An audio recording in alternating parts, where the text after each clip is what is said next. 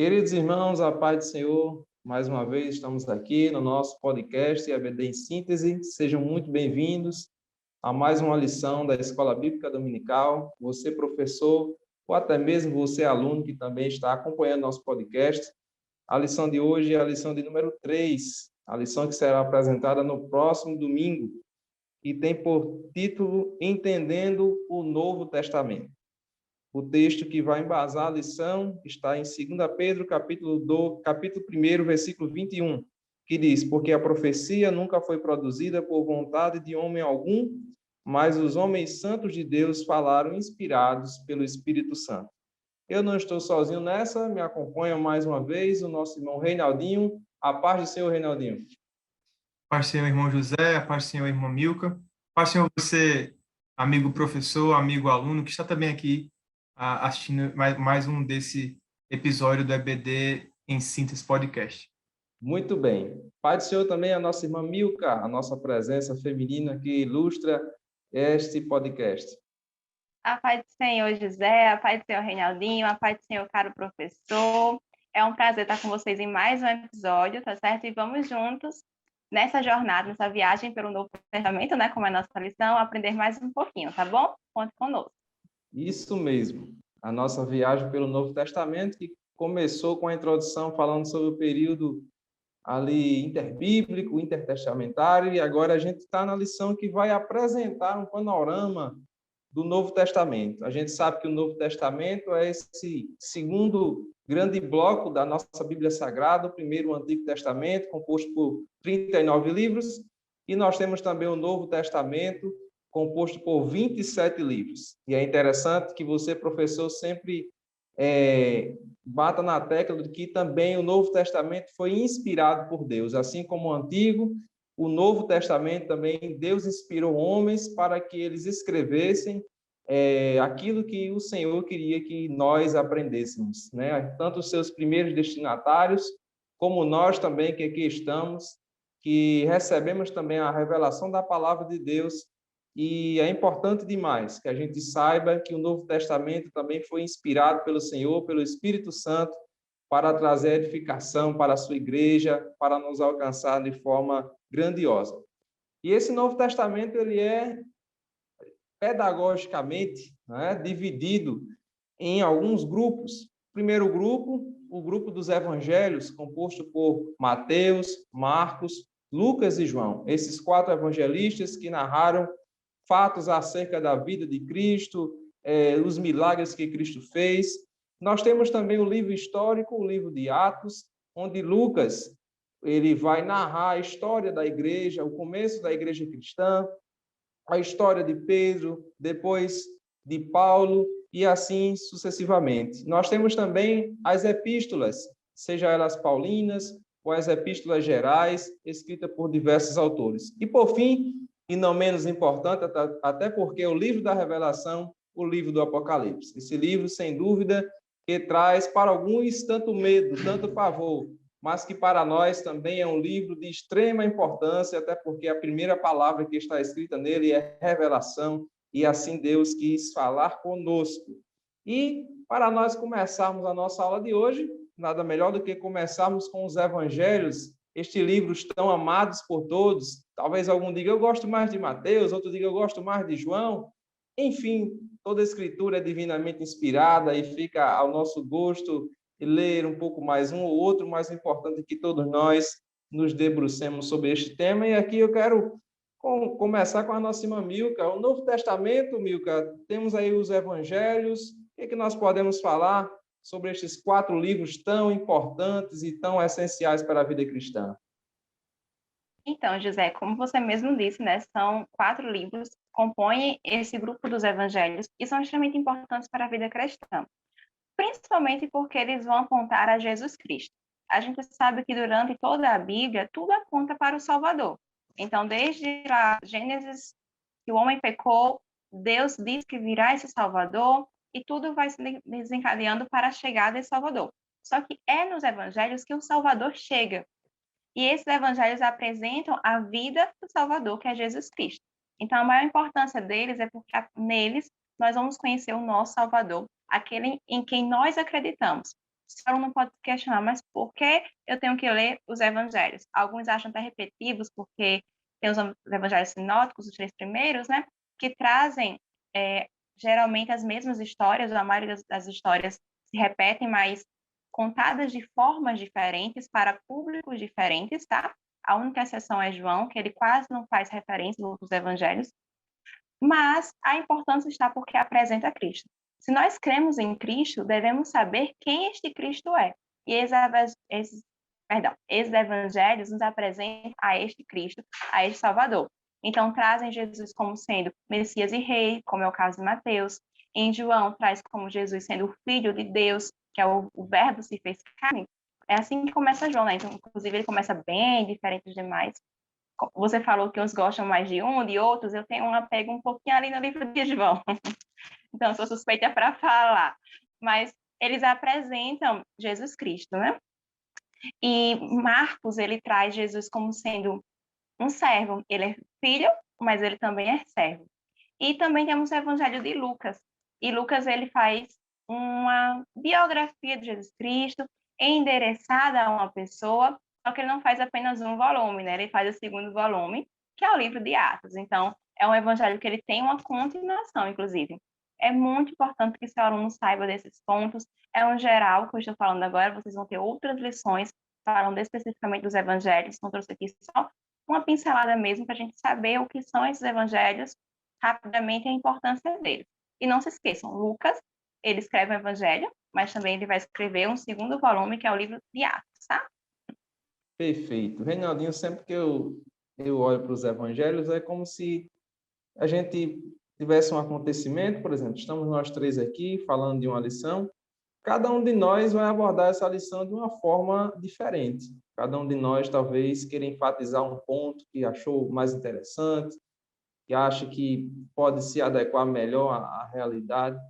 E assim, os evangelhos, cada um dos evangelistas, de diferentes pontos, alguns foram testemunhas oculares, como o próprio Mateus e João, outros tiveram informações através dos apóstolos, como Marcos e Lucas, mas de sorte que eles escreveram sobre Cristo com diferentes visões para diferentes públicos, mas a mensagem é a mesma, não é? É verdade, irmão José, irmão Milton, muito bem dito aqui. Interessante que as pequenas diferenças que existem entre os evangelhos, na verdade, ao invés de dificultarem a validade dos evangelhos, é o contrário. Eles valorizam ainda mais a veracidade dos evangelhos. Porque, veja, se fosse um uma cópia do outro, se fosse uma paródia do outro, vamos dizer Vamos assim, combinar aqui de escrever igual. isso. Vai ser o evangelho de Reinaldo, de José e de Milka, né? Vamos fazer a mesma coisa. Então, ia ser algo mais parecido com uma espécie de estratagema para falsificar o evangelho de Cristo. Mas, na verdade, essas pequenas nuances diferentes mostram, em primeiro lugar, que são autores diferentes, com visões diferentes acerca de determinados pontos, e ambos inspirados por Cristo. A gente sabe muito bem que, naquela época, não havia um cânone do Novo Testamento, né? Na verdade, as epístolas paulinas foram escritas primeiro, né? Antes dos evangelhos. Mas é interessante que os evangelhos, eles dão base, eram homens que viveram com Jesus, que participaram do convívio com Jesus. Lucas, um grande historiador, que foi atrás ali da história de Cristo, conversou com pessoas que viveram com Cristo, ele foi atrás dos eventos mais minuciosos. Então, a gente vê que nos evangelhos nós vemos a amostra de quem Cristo é, da sua obra redentora, da sua mensagem, das suas palavras aos homens, dos seus milagres, na verdade, e da sua obra redentora. Principalmente isso, a obra redentora de Cristo. O evangelho, ele nos humilha, muita gente fala assim, porque ele nos mostra como nós somos falhos e quanto os homens tentam se salvar ao longo da história, mas a verdadeira salvação só vem de Cristo. Então, é isso que eu penso. Quando eu penso nos evangelhos, irmão Milton, irmão José, caro professor, eu penso na minha humilhação e penso que eu não mereço tanto amor, né? E eu acredito que quando você passa isso para o seu aluno, você professor, o mundo se abre, né? Porque você tem uma nova visão acerca das coisas. O evangelho além de uma nova notícia, de uma boa notícia evangélica, ele abre a sua mente, abre a sua visão para o mundo espiritual. É esse gancho que eu queria puxar. O evangelho, ele é a boa nova, né? É a boa notícia. É a notícia de que agora Deus veio ao encontro dos seus, ou mesmo daqueles que estavam perdidos, e agora ele vem para buscá-los, e salvá-los, porque eles se haviam perdido, não é, irmã Milka? E aí a gente vê cada um deles escrever com um panorama, em um tempo um pouco diferente do outro, um mais aqui, outro ali, mas de sorte que eles apresentam ali o Cristo que veio para nos salvar. Exato. E é interessante porque os evangelhos eles estão colocados dentro do Novo Testamento, no início dessa segunda parte da Bíblia, mas não porque eles foram escritos primeiros, né? A gente vai ter epístolas que foram escritas antes, como é o caso da Epístola de Tiago, por exemplo. Se sugerem alguns estudiosos de que Tiago foi o primeiro livro do Novo Testamento a ser escrito, porque ele data bem antes da escrita dos evangelhos. Mas, para uma questão de entendimento de quem lê a palavra de Deus, os evangelhos é colocado logo no início, porque imagina, como é que eu vou saber por que a igreja passou perseguição, ou porque o Espírito Santo ele foi derramado ali, como é contado no livro de Atos, ou porque a gente tem que viver uma vida santa, ou até mesmo porque Jesus vai voltar, como ele vai voltar, se eu não sei quem é esse Jesus Cristo, se eu não sei o que ele fez, se eu não sei como é que ele veio. Então, os evangelhos são colocados no início por conta desta questão narrativa, questão também de lógica e para facilitar o nosso entendimento. E assim a gente vê a preocupação que o próprio Deus tem em orientar aqueles que formam o cano para que tudo seja feito de forma que se entenda. O evangelho ele é sempre claro, a palavra de Deus sempre deve ser clara. E isso não é um erro, não é porque um livro foi escrito antes ou um escrito depois que está errado, não, é uma questão de organização para melhor entendimento. Inclusive, professor, se na sua sala tiver algum aluno que é novo convertido, ou que os pais se converteram há pouco tempo ou não são cristãos, você pode estar sugerindo ele a começar a leitura da Bíblia, até mesmo por um dos evangelhos, para ele começar a entender o que é que ele crê, quais são as bases dessa fé. Então, ele começa pelo evangelho, conhecendo quem é Jesus Cristo, depois ele pode seguir ali para a carta de 1 João, que também fala sobre salvação, sobre o amor de Deus. Isso vai ser uma boa base para ele. Perfeito. E é importante nós fazermos a observação que o Novo Testamento ele tem um índice de confiabilidade nesses manuscritos altíssimo. Nós temos mais de 5.000 manuscritos só do Novo Testamento, isso não é nada é comparado ao Novo Testamento. O segundo colocado tem pouco mais de, talvez, 10% do número de cópias que nós temos do Novo Testamento, que é o Ilíada, de Homero. A gente tem aí um Novo Testamento que foi escrito cerca de 15 a 20 anos depois da morte de Cristo, algo muito recente para os padrões da história.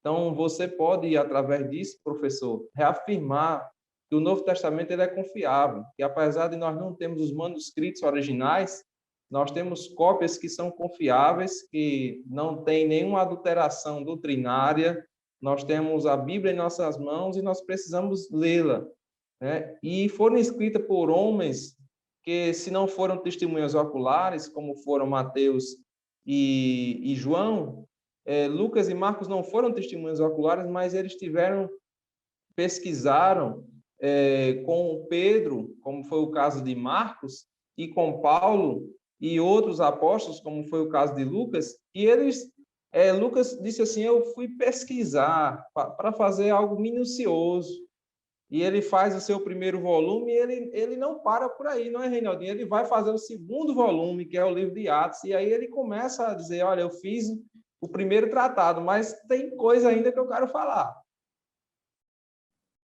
Perfeito, José. A Bíblia, como um todo, a gente já tratou, né, em sala de aula nesse ano, que o Antigo Testamento foi nos dado. Nós recebemos o Antigo Testamento dos judeus. Eles mesmos validaram, preservaram o texto bíblico. Mas o Novo Testamento ele foi escrito pelos apóstolos de Jesus, os estudiosos, né, que também eram apóstolos, o Lucas, o Marcos, bem como José falou. E, segundo a tradição bíblica, o livro de Atos também foi escrito por Lucas. Então, é como se houvesse uma continuação. Tanto é verdade que o livro de Atos, ele também ele tem vários nomes. Alguns chamam ele de livro o quinto evangelho, chamam de o evangelho da igreja, Gênesis da igreja, e aí chamam também, de Atos do Cristo que subiu aos céus. Por que isso? Porque é como se houvesse uma continuação do final de Lucas. Não é verdade? Você vai lá na sua Bíblia, você vai no outro capítulo de Lucas, certo? Então você vai, os relatos eles falam da ascensão do Senhor Jesus aos céus, né?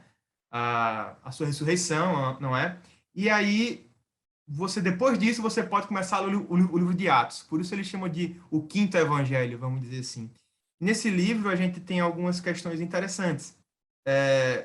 A sua validade como Lucas não, José, já estou confundindo José com Lucas. Mas, como José já bem disse, a validade é muito interessante. Naquela época, as cartas eram compartilhadas pelas comunidades cristãs, não é? Então, foi chegando-se no consenso, porque eles viam que, realmente, esse aqui, Lucas disse que era ele que escreveu, então use também esse aqui. Então, havia toda essa comunidade envolvida em busca dos verdadeiros ensino, né? Numa teologia de qualidade. Assim como você, professor, busca um ensino de qualidade aqui no EBD Ensina esse podcast, eles também eles procuravam encontrar a verdade, textos que tivessem verificação.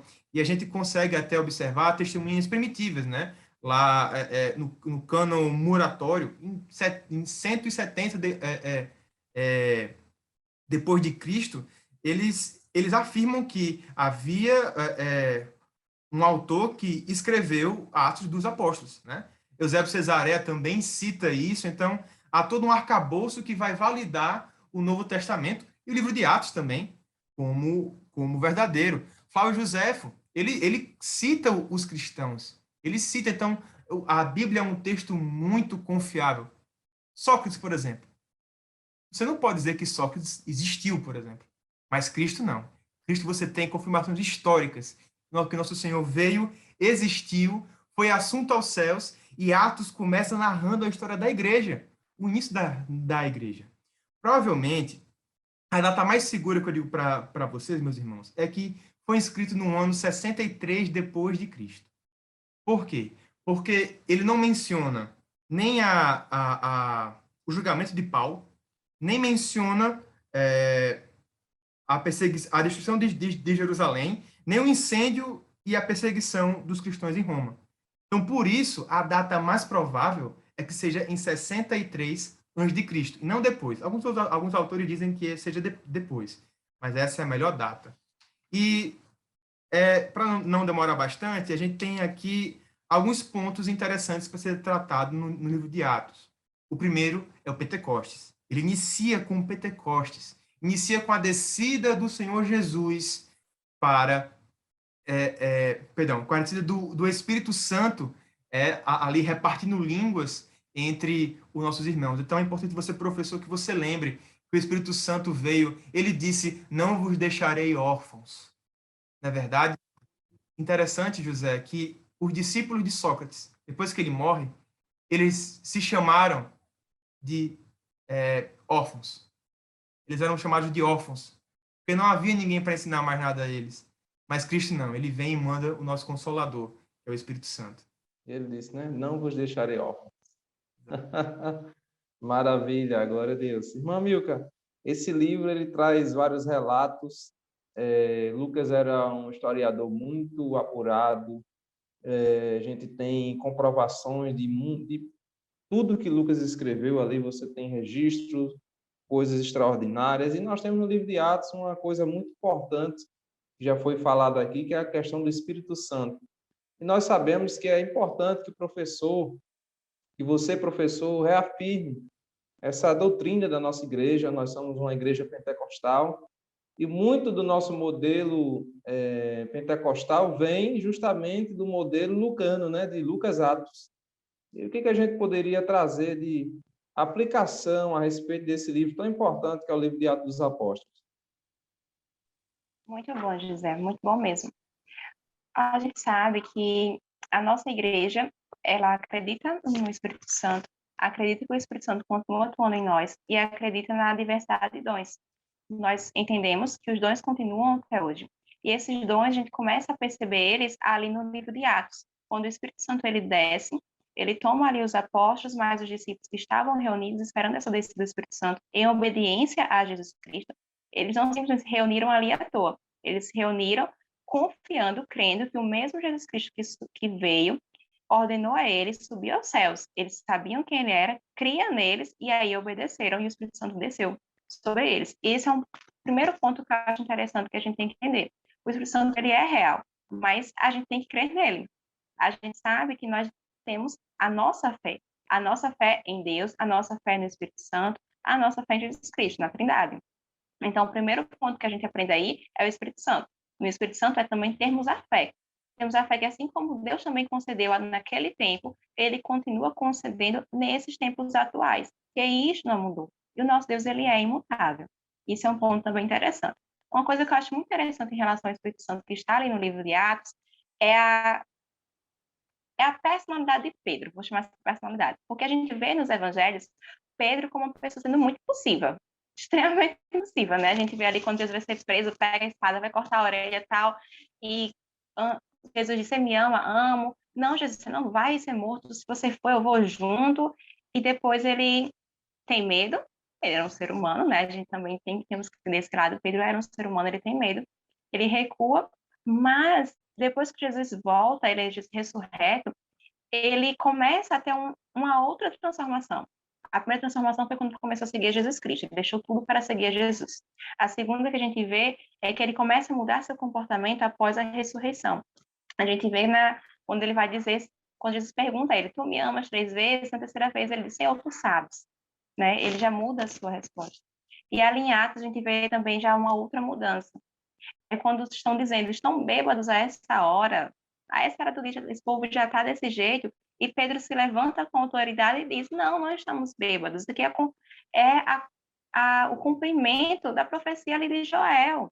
Então, veja que aquele Pedro, que tinha todo aquele impulso, Deus pega, o Espírito Santo desce, e aquele impulso ele passa transformado em autoridade para pregar o Evangelho. E vejam que esse Pedro também, ele continua tendo mudanças. A gente vai ver no decorrer das histórias, quando Pedro tem a visão dos animais, se Deus diz, mata e come, ele não, porque é impuro. E ele vai ter um encontro com um centurião, ele entende a visão, aceita os gentios. A gente vê um Pedro muito mais, com o coração muito mais aberto a propagar este evangelho a todas as pessoas. E isto é feito pelo Espírito Santo, porque é o Espírito Santo quem convence o homem e é o Espírito Santo quem muda. Ele é quem muda as pessoas. E aí, professor, deixa eu dizer uma coisa muito interessante e para mim é muito importante.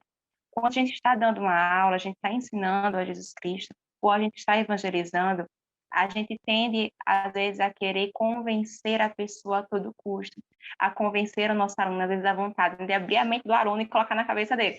Só que não é assim que funciona. Temos que descansar em Deus, que é o Espírito Santo quem vai direcionar tudo isto.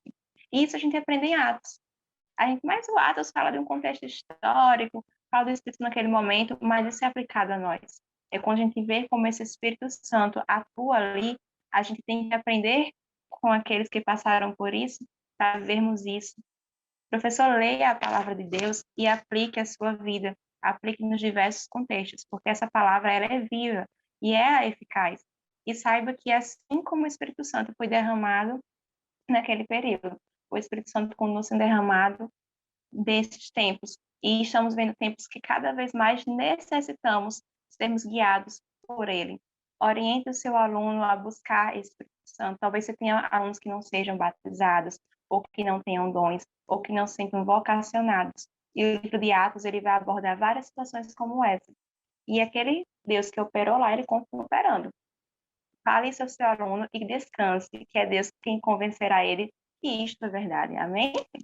Amém. Glória a Deus. E a gente vê nesse livro de Atos que esse Espírito Santo ele vai impulsionar, principalmente aí nessas missões transculturais, o apóstolo Paulo. Paulo faz ali 3 viagens missionárias, há quem diga que ele ainda fez uma 4ª viagem. Paulo era alguém que era muito envolvido nessa missão, era o ministério que Deus colocou em seu coração, o ministério itinerante de pregação aos gentios, e esse evangelho ele vai se expandindo além fronteiras. E há necessidade, então, dos apóstolos começarem a enviarem epístolas, né, cartas, para que a igreja pudesse ter uma unidade doutrinária. E aí Paulo vai escrever várias cartas, praticamente metade do Novo Testamento, depois Pedro também escreve as suas, Reinaldinho. E a gente vê esse cuidado pastoral com a igreja, para que a igreja tivesse ali aquela ortodoxia, uma unidade doutrinária, para que nada fugisse ao padrão que os apóstolos tinham estabelecido. Amém, é verdade, José.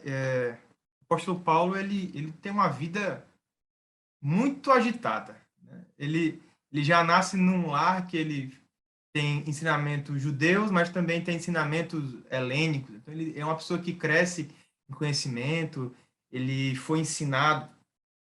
Ele nasceu ali no século V depois de Cristo. Mais ou menos os historiadores, eles acreditam que foi essa data. Então, ele frequenta a escola de Gamaliel, ali com seus 20 anos, 15 anos por ali, ele já vai começar a estudar. Era um fariseu, era uma pessoa que ele tinha um zelo pela lei, um zelo ferrenho pela lei, pela dogmática judaica, né, e a norma judaica. E ele, na primeira oportunidade que ele tem de perseguir os cristãos, ele vai e aceita, não é? E aí ele se transforma naquele homem que persegue cristãos. Provavelmente, alguns dizem que ele esteve lá no apedrejamento de Estevão, por exemplo. Ele esteve lá, não disse que ele participou, mas que ele soube, ou que ele esteve lá presente naquela cidade durante o apedrejamento de Estevão. Então, no século... Tá mudo aí, José? Liga o microfone. Ele disse que consentiu na morte de Estevão, né? Ele estava Exatamente. ali segurando as vestes, né, daqueles que apedrejaram. Exatamente. E Paulo, né, como nasce ali no ano 5, ele quase que era quase Isso. contemporâneo de Jesus, né? Faltou o pé. É porque Jesus tinha um plano com ele um pouquinho depois, né? Mas Exatamente. alguém extremamente importante. Exatamente. E aí, no ano 32, ele persegue a igreja do Senhor. Ele passa aí em média, 2 anos ainda perseguindo os crentes, matando crentes, torturando crentes. Mas aí, Paulo lutou uma guerra que ele não conseguiria vencer. Ninguém pode lutar contra Jesus e sair vitorioso. Sempre você vai perder. Sem Jesus, a gente sempre perde. É uma guerra, é uma guerra fadada à derrota. E aí a gente tem aquela passagem linda lá em Atos 8, conversão dele em Damasco, né? Bom, e a partir daí você tem a conversão dele, ele vai para Jerusalém e ao concílio, né, de Jerusalém. Mas primeiro a viagem de Paulo, né, a primeira viagem de Paulo, ele viaja lá no ano de 47 a 48, um ano de viagem, o século depois de Cristo. Depois disso ele vai para o conselho para o concílio de Jerusalém. Lá eles confirmam que Paulo era pregador do Evangelho da Graça. E aí você tem, na segunda viagem de Paulo, ele começa a escrever algumas coisas, né? Ele escreve Gálatas, escreve primeira e segunda Tessalonicenses, né? Depois da terceira viagem dele, ele vai escrever 1 Coríntios, 2 Coríntios, o resto, todas as outras epístolas. Interessante. Interessante. E quando ele é preso também, ele também vai escrever. Eu quero mostrar para vocês aqui esse livro. Já boto aqui com uma sugestão de leitura. Esse livro do John MacArthur, que é Uma Vida Fiel. Tudo sobre Paulo, Atos, as suas cartas. No nosso slide aqui da aula, a gente vai disponibilizar algo parecido com isso aqui. É uma linha cronológica da vida de Paulo, para você utilizar na sua aula quando você acha necessário. Mas a primeira epístola que Paulo escreveu foi Romanos, e eu passo para José para ele comentar acerca da epístola de Paulo aos Romanos. Muito bem, a gente vê que Paulo ele escreve sobre muitos assuntos, não é? Uma diversidade de coisas, professor, que Paulo fala ao longo de suas epístolas. E na carta aos Romanos, Paulo se dedica muito acerca da justificação pela fé. Pois José, só uma correção, eu falei que era a primeira, mas não, é a primeira que temos na organização do cânon do Novo Testamento, não foi a primeira, né? Só uma correção da minha parte. perfeito. E aí, nessa carta de Paulo aos Romanos, ele se dedica sobre um tema muito importante, que também vai ser comum à Epístola aos Gálatas, que é a justificação pela fé, né? Que era havia uma discussão muito forte na igreja sobre a justificação. Alguns diziam que era pelo cumprimento da lei. Então, Paulo vai fazer um grande compêndio acerca da justificação pela fé. Fala sobre a consagração ao Senhor, sobre a obediência às autoridades. Então, Paulo faz um apanhado de muitos assuntos importantes. Alguns dizem que é a carta mais teológica que Paulo faz, não é? Uma carta riquíssima. E em outras cartas, como Corinto, a carta aos Coríntios, Paulo então vai trazer muita coisa, ressurreição, problema de divisão que existia na igreja, aí irmão processando o outro, problema na ceia, problema no culto, não é, amigo? Que a gente vê Paulo escrevendo, enfim, muitos assuntos, mas a gente vê o cuidado que ele tinha pela igreja. E eu queria que você, Mica, também trouxesse sua participação acerca desse assunto, porque nós vemos um apóstolo muito preocupado também em preparar sucessores, né, obreiros que também cuidassem da igreja como ele. Isso mesmo. Paulo, ele foi um apóstolo extremamente preocupado e que sempre tentou ser participativo nas igrejas, mesmo à distância, então, por os epístolas, e ele não se cansava. A gente vê ele escrevendo mais de uma epístola à mesma igreja. Por exemplo, Corinto, a igreja em Corinto, ela recebeu 2 epístolas. Então, tinha-se um problema, ele mandou. Teve-se outro, ele manda novamente.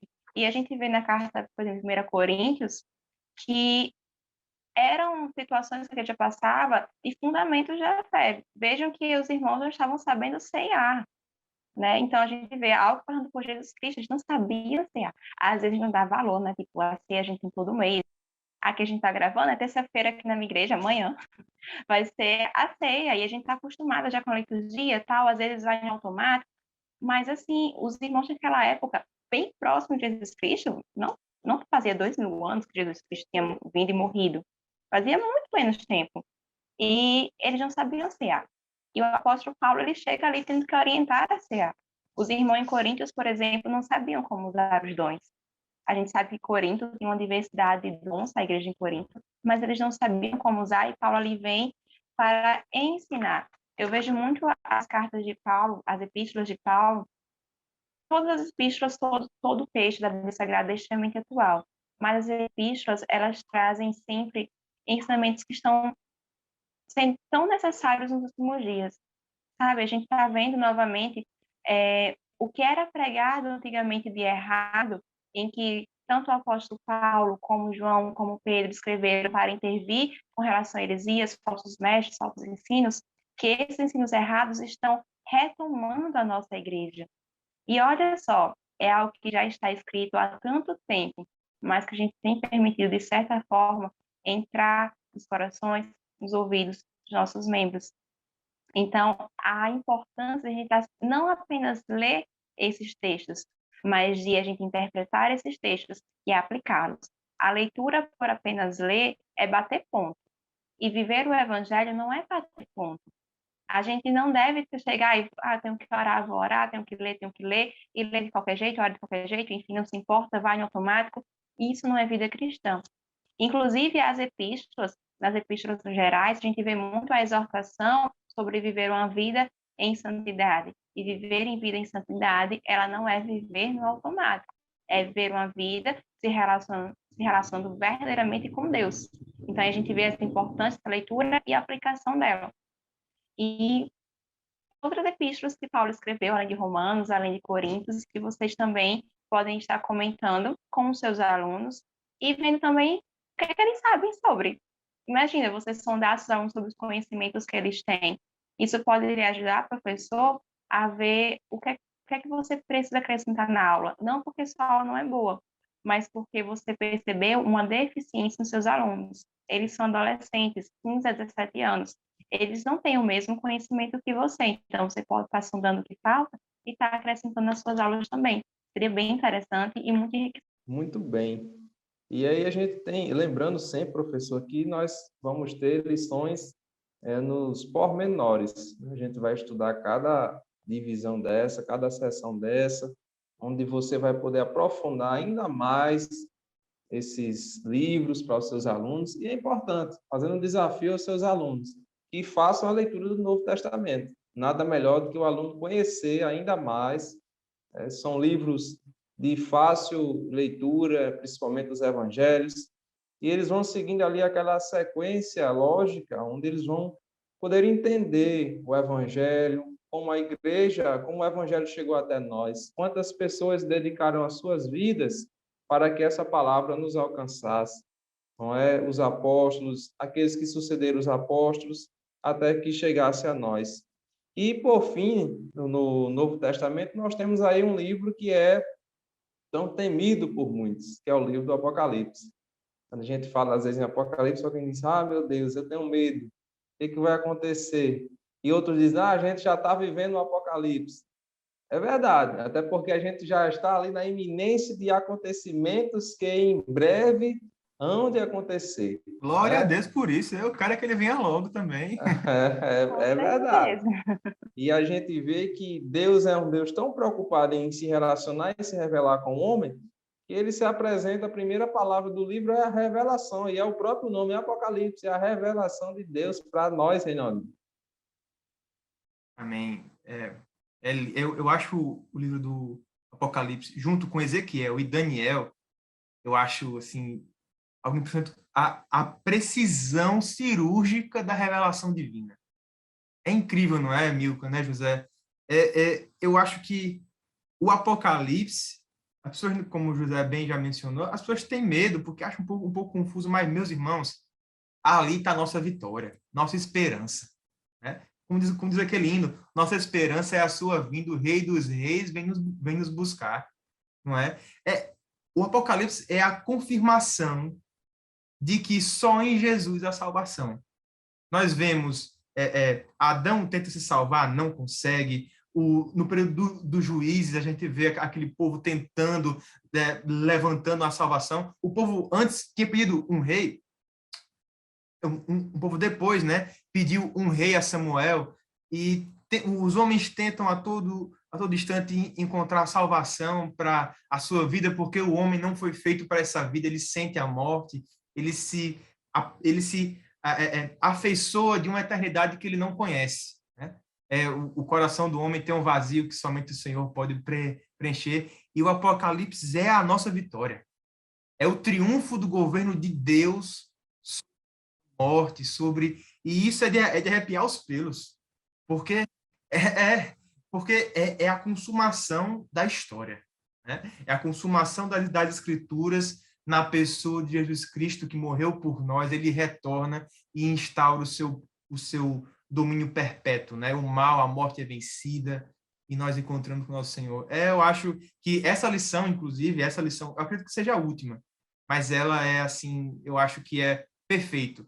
Foi perfeitamente colocado, até mesmo no cânon, deixar isso para o final, nos termina a mensagem bíblica com uma fonte de esperança.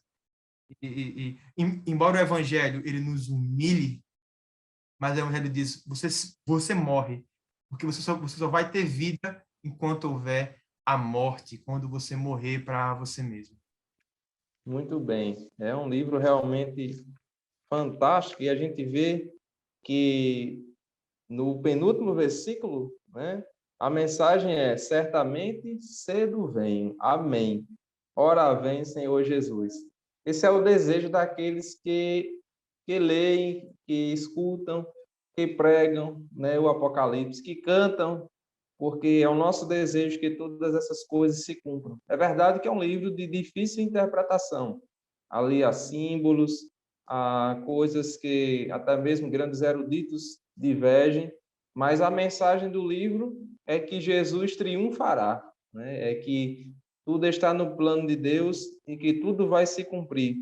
E nós vemos, Milka, este governo do Senhor ao longo do tempo, né? Ao longo de todas as eras, até a consumação delas, Deus está no governo através de Cristo e dominará sobre todas as coisas.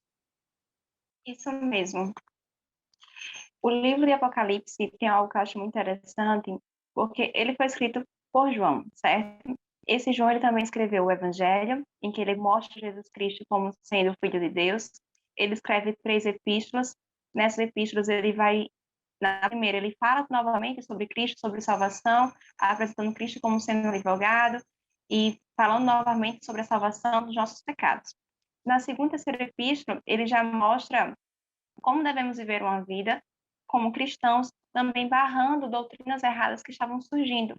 E aí ele tem depois a revelação do que ainda iria vir, desse Salvador que ele conheceu e de como seria a igreja a qual ele tinha orientado, o que ela iria ver depois, como é que ela iria viver. Momentos de glória, usando a expressão popular, né?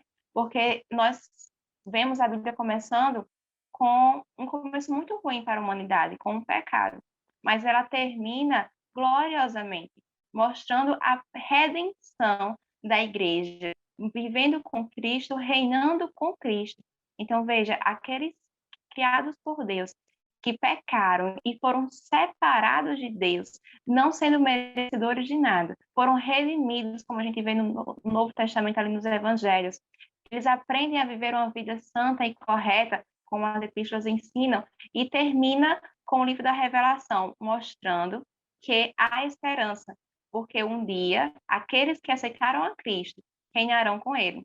Então, veja como é glorioso. A leitura da Bíblia é extremamente rica e extremamente esperançosa. Nós temos esperança, sim, de dias melhores. O mundo não tem, porque o mundo jaz no maligno, as coisas tendem a piorar, mas para a igreja a história é um pouco diferente, porque sabemos que estamos em Cristo e que o fim das coisas não é o fim da terra para nós. Depois daqui, nós viveremos algo muito melhor do que vivemos agora. E isto é a esperança. Adolescente, jovem, criança, adulto, a salvação não tem idade. A salvação ela é para todos. É dada por Deus. O evangelho é para ser dito a todos. E a todos esses que aceitarem a Cristo têm o direito de serem filhos de Deus, como João mesmo disse, tá? Em João capítulo 1, né? E o aluno ele precisa saber disso. Isso pode trazer esperança ao aluno, sabe por quê? Porque a gente vive uma geração extremamente estimulada por conta das redes sociais.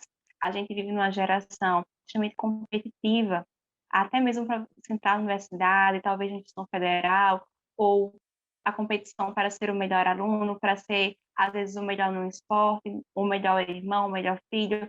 É sempre o melhor, o melhor, o melhor, como se tudo fosse acabar aqui. A gente vê hoje aumentos de depressão, ansiedade em crianças e adolescentes.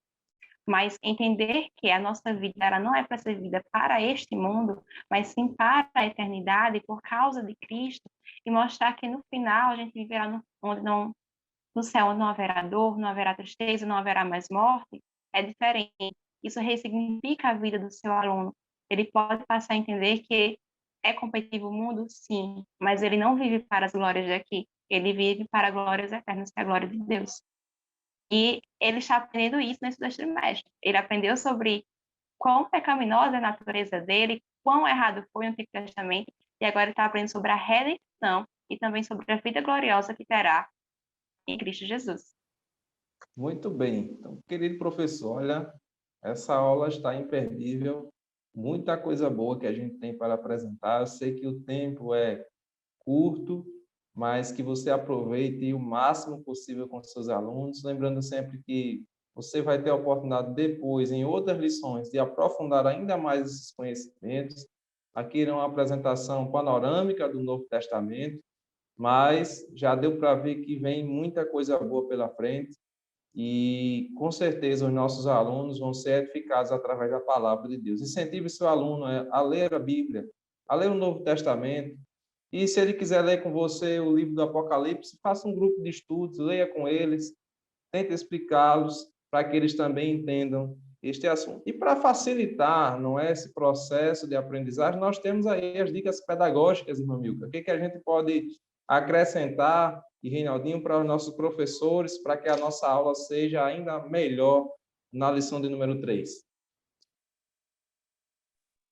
Você pode estar usando, professor, uma trilha de fixação. Você pode estar, ao final das aulas, fazer perguntas ao seu aluno e pedir para responder se aquilo é verdadeiro ou se é falso. Você pode estar usando o Kahoot, se for a sua realidade, é pedir para os alunos trazerem um celular, você fazer as perguntas por esse aplicativo, eles gostam bastante. Ou então você pode, se não for a sua realidade, da sua igreja, dos seus alunos, nem todos têm acesso ao celular, internet, enfim, você pode fazer plaquinhas verdes e vermelhas para verdadeiro ou falso, distribuir os alunos, vai perguntando, num, dois, três já, levanta verde se for verdadeiro, levanta vermelho se achar que é falso, e para estimular, você pode estar dando aí um prêmiozinho para ele, né? Ou para quem acertou mais, você dá uma caixa de chocolate, uma barra, alguma coisa assim, ou então você pode dar individual, eu gosto muito de individual, eu compro várias balinhas, a classe já conhece, eu cheguei a uma bolsa com balinha, todo mundo já sabe. E vamos lá, acertou uma, eu jogo uma balinha, acertou outra, eu jogo e vai por perguntas, e eles amam. A ideia é que eles fixem, e fixa mesmo, né, porque eles recebem algo, eles gostam, e também eles se sentem motivados a participar outras vezes e outras aulas, a continuarem vindo. Muito legal essa dinâmica da irmã Milka. Eu estava pensando em algo para que a gente sabe que tem alunos que sabem muito da Bíblia e outros que sabem pouco da Bíblia, né? Pouco da Bíblia. Mas o primeiro ponto é saber, por exemplo, a ordem dos livros. É muito interessante. E aí você pode ter um mecanismo de uma gincana, talvez, com premiação, a chamada gamificação, né? Forçar o aluno a ir atrás e aprender em forma de game. Isso é muito bacana. Talvez você pode pegar, eu já vi, aqueles copos de isopor que é para beber coisa quente. Se você colocar o nome, por exemplo, Mateus, Marcos, Lucas e João, é, Atos Romanos, 1 Coríntios e 2 Coríntios, você vai empilhando, eles vão ter que colocar na ordem correta, na ordem canônica correta. Se você não tiver esse copo, eu acho que deve ser até um pouco caro esse copinho, mas um papel, você corta o papel, tá ali, faz 2 vezes isso, e aí você vai, quem montar primeiro aqui ganha uma caixa de paçoquinha. E aí assim vai, e é uma forma deles se enturmarem e aprenderem a sequência bíblica. Quantas eu uma vez estava dando uma aula e eu pedi para abrir na segunda carta do apóstolo Paulo aos Coríntios. E um abriu em segunda crônica, o outro em primeira crônicas. Meu Deus, assim não dá. Tem que depois daí a gente fez essas brincadeiras, essas dinâmicas para eles aprenderem. Hoje eles estão afiados. Abre em Ageu, ele abre rapidinho, ele já está abrindo lá. Olha aí. Nível hard aí já, viu? Ageu é difícil. Tá, o nível está subindo. Então, o importante sempre é que o aluno ele saia da sua classe com aprendizado, né? E no outro domingo você retome o conhecimento, pergunte a ele, lembra ele do que foi passado, certamente vai ser uma bênção, professor, a sua aula. Ore por eles, lance desafios durante a semana para eles lerem alguma coisa, alguma atividade que você queira e diversifique a sua aula, que vai ser uma bênção, né? Aqui é o momento de nós tratarmos a lição, de trazermos uma ajuda para você, mas com certeza o Espírito Santo também vai falar ao teu coração e vai ser uma aula muito abençoadora, tanto para você, porque enquanto a gente ensina, a gente aprende, e como também para os seus alunos, para que eles também venham aprender a palavra de Deus. Para nós encerrarmos, vamos fazer uma oração de agradecimento. Eu vou pedir ao Reinaldinho para fazer esta oração e assim a gente vai encerrar o nosso episódio 3 da EBD em Síntese em Podcast, este podcast promovido pelo nosso Departamento de Ensino e Educação Cristã da nossa EADERN. Aqui nós mandamos a nossa oração ao pastor Reinaldo Odilo, que é o diretor do DENEC, e também o pastor Martim Alves da Silva, que é o pastor presidente da nossa igreja. Que Deus abençoe a todos, a diretoria, e a todos vocês que estarão assistindo o nosso podcast. Que Deus abençoe a todos. Reinaldo. Vamos orar, meus irmãos. Senhor Deus amado Pai, estamos aqui, Senhor, na Tua presença, Senhor, cada um nas suas casas, Senhor, gravando este episódio. Estamos aqui com nossos queridos professores, Senhor, que estão nos ouvindo, Senhor, estão nos assistindo, meu Pai. Que Teu Espírito Santo venha instruir cada um deles, Senhor. Que Teu Espírito Santo venha guiá-los, Senhor, nessa aula, Senhor Jesus. Que não possa ser apenas, Senhor, uma aula de mostrar fatos, mostrar fontes históricas, não, Senhor, mas que seja uma aula que Teu Espírito Santo, que o Teu Espírito Santo seja presente, Senhor Jesus, que através da aula, que através da EBD, Senhor Jesus, vidas possam ser alcançadas, vidas possam ser restauradas, Senhor Jesus, que corações possam ser mudados, Senhor, assim como o Senhor mudaste o coração do apóstolo Paulo no caminho de Damasco, Senhor, nos ajuda, meu Pai, assim como o Senhor mudaste o coração de Pedro, Senhor, aquela pessoa dura, bruta, que o Senhor lapidou com o Teu Espírito Santo, se tornou um grande homem de Deus, Senhor, nos ajuda, meu Pai. Nos ajuda a ter uma fé genuína, uma fé livre de vícios, uma fé livre de heresias, Senhor Jesus. Que nosso coração não tenha, Senhor, uma teologia morta, Senhor, mas que seja uma teologia viva, Senhor, uma teologia prática que possa ter raízes, Senhor, no nosso cotidiano, Senhor. Nos ajuda a ser, em suma, Pai, mais crentes, cada dia mais parecidos com Jesus Cristo. É o que eu te peço e te agradeço, em nome de Jesus. Amém. Amém. Que Deus abençoe a todos. Fique com Deus e todos fiquem na paz do Senhor.